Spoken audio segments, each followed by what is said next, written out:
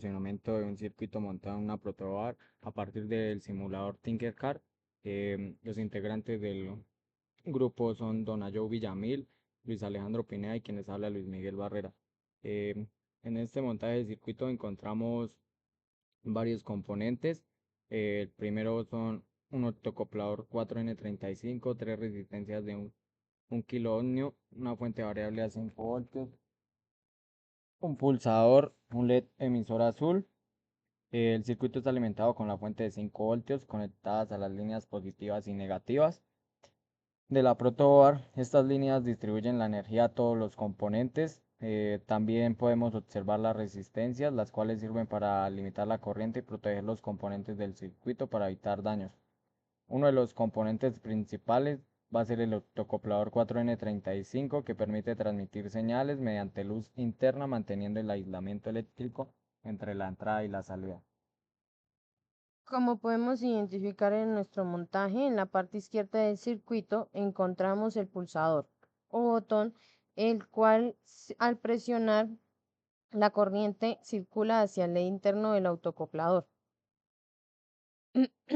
Eh, Pasando primero por una resistencia limitadora, este LED interno emite una luz dentro del encapsulado del 4N35. Gracias a esto, el circuito puede enviar una señal sin que exista una conexión eléctrica directa entre ambos lados del componente. Esto hace que el autocoplador sea muy útil para protección y aislamiento en sistemas electrónicos.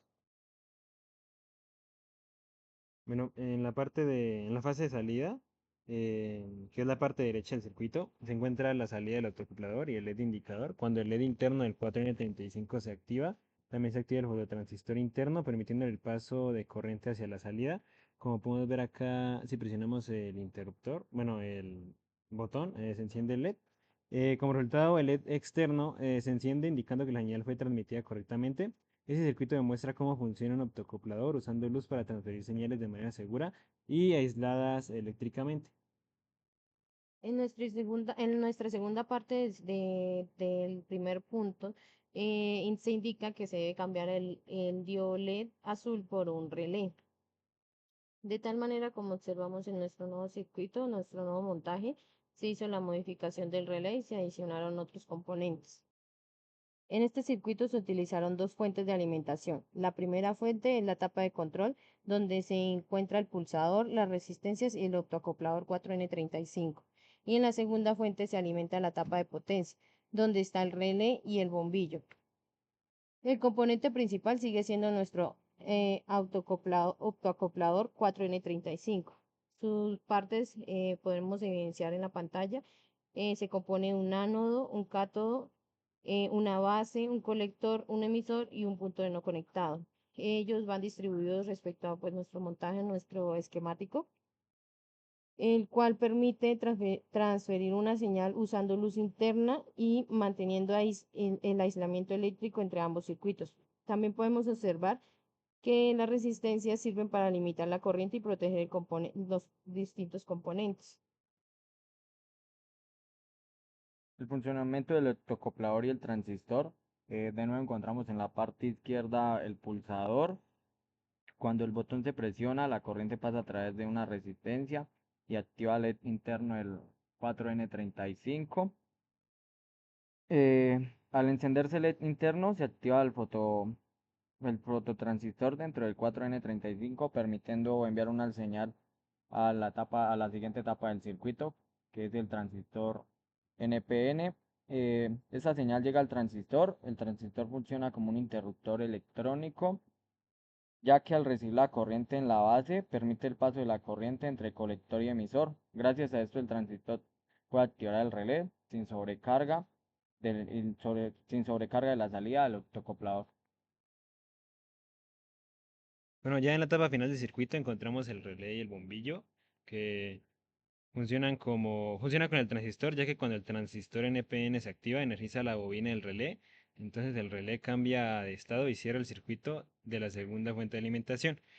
Aquí para explicar el relé, los de abajo son los comunes, Seguimos con la bobina y arriba son el comúnmente abierto y comúnmente cerrado. Entonces, al cerrarse el circuito, la corriente llega al bombillo y este se enciende. Su función principal de relé es permitir controlar cargas de mayor potencia usando una señal pequeña y aislada. Este circuito combina el optocoplador, el transistor NPN y un relé para controlar el bombillo de forma segura, aislando la etapa de control de la etapa de potencia. Después de haber encendido nuestro relé, se abre el circuito y en la bobina nos queda corriente. Entonces, para explicar la parte del diodo, la corriente viaja por el diodo y la aísla completamente yendo al colector del transistor.